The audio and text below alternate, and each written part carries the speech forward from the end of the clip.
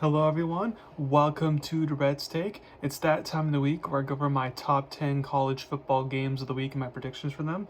So let's get started with obviously the top game of the week versus 5 Georgia and number 1 Texas, or 5-point favorites. Primetime game on ABC.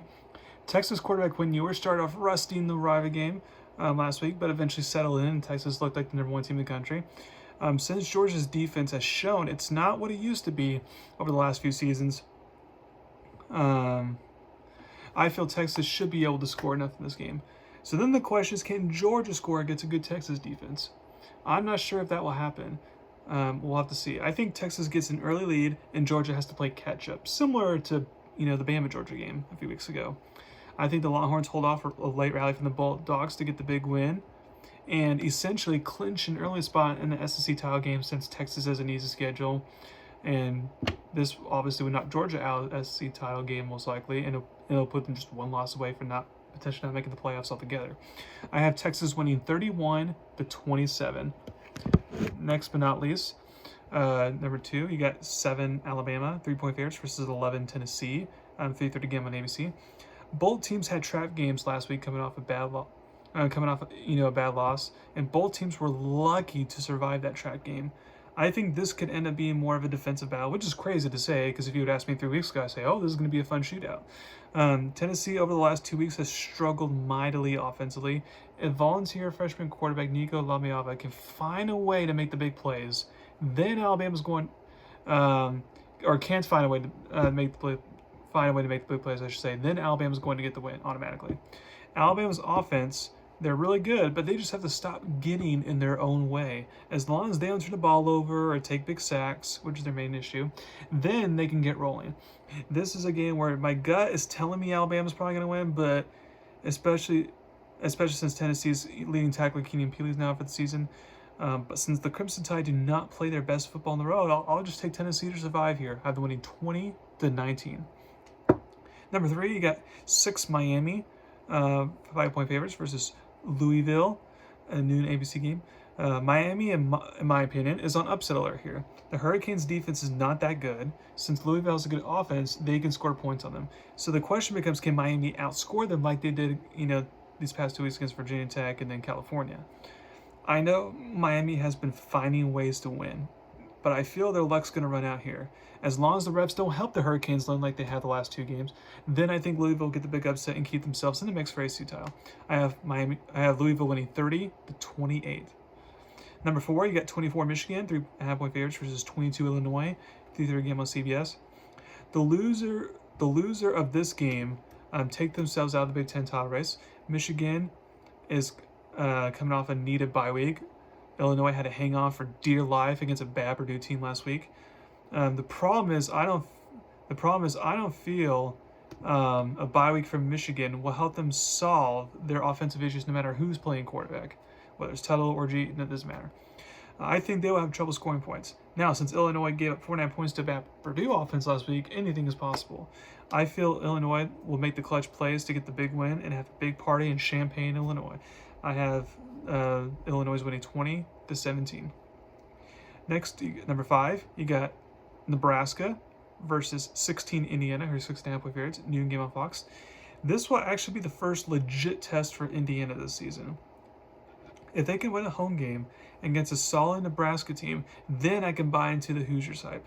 I'm curious to see how Nebraska's freshman quarterback Dylan Raiola handles a hostile road environment, because the only road game he's played so far was at Purdue, and that's a bad team, as I mentioned. Luckily, Indiana's defense could be had, so for Raiola, it's important he takes care of the ball. Now, on the other side of the ball, Indiana's averaging 47.5 points per game this season, while Nebraska's defense is only giving up 11.3 points per game. Which one's going to give there? A ranked Illinois team was able to score points on the Cornhuskers, so I feel Indiana will try to use the same game plan Illinois had. And with Indiana having a veteran quarterback, Curtis O'Rourke, the Ohio transfer, that could be the difference maker in this big game. So I have Indiana getting a big home win to remain undefeated. I have them winning 28-24. Number 6, you got LSU, 1.5-point favorites versus Arkansas, 7 p.m. ESPN game. This is a classic track game for LSU. They're coming off the big victory against Ole Miss in overtime, and then they have a big road game at A&M next week. So playing at Arkansas as Tennessee contests is not easy. For me, this game comes down to Arkansas quarterback Taylor Green healthy after the bye week. If he is playing, then I think the Razorbacks could actually get the upset. Since I'm not sure who's playing, the fact that Tigers' defense has improved, shown improvement recently, I'll take LSU to barely survive. I'd win 24-20. Number 7, you got Arizona State versus Cincinnati, 5-point favorites. You can get them on ESPN Plus. I don't get why this game's not on cable since both teams are in the Big 12 titles, but it has my attention as a Big 12 guy. Arizona State surprised everyone as the projected last place team in the league to beat Utah last week. Both teams' only Big 12 loss is to Texas Tech, who's undefeated in league play. I know what I will get from Arizona State. Running backs Cam Scatterby will have a good game, despite the Sun Devils starting quarterback Levitt being out, and there'll be Jeff Sims, the former Georgia Tech / Nebraska quarterback veteran. The big question is, what will Cincinnati's offense do against Arizona State's defense? It was the Utes passing game that was hit and miss, last week, but Arizona State gave up a lot of rushing yards to the Utes, and we know Cincinnati loves to run the ball, so that could work in their favor there.